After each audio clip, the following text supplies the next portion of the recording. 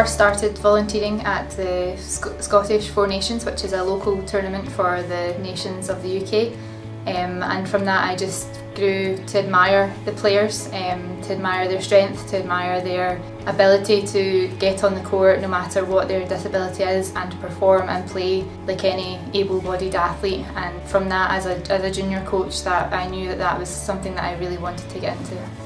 Coaching para badminton is the best coaching experience that I've had as a young coach. It's challenging, especially for Scotland, because we only have maybe one player in each class. So in terms of planning for sessions can be quite difficult, but it is extremely rewarding seeing players coming from maybe only have started in a wheelchair recently to then being very good on the court with their movement and racket skills. It's very rewarding.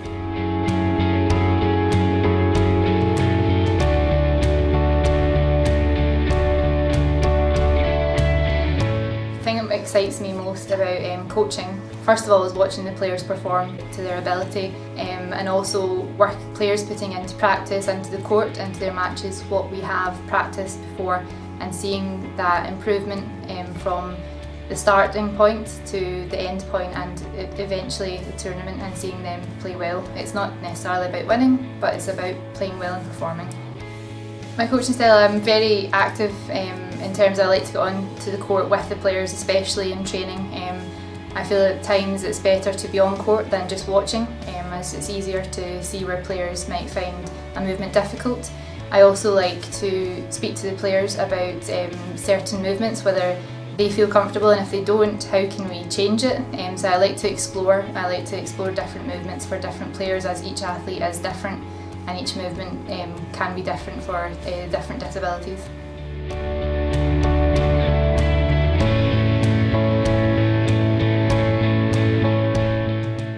For me, one of my first memories of international coaching was watching Alan Oliver win the gold medal at the European Championships in Dortmund.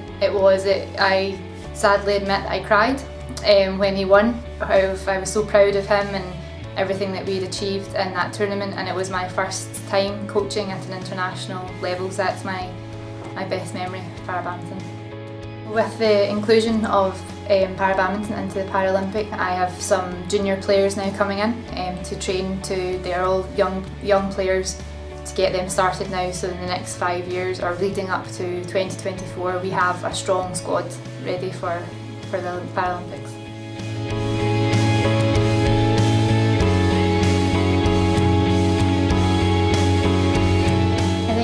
Each country has to have a role model, a female role model to bring it, whether it is a coach or whether it is a player to bring through the women to continue either coaching or playing.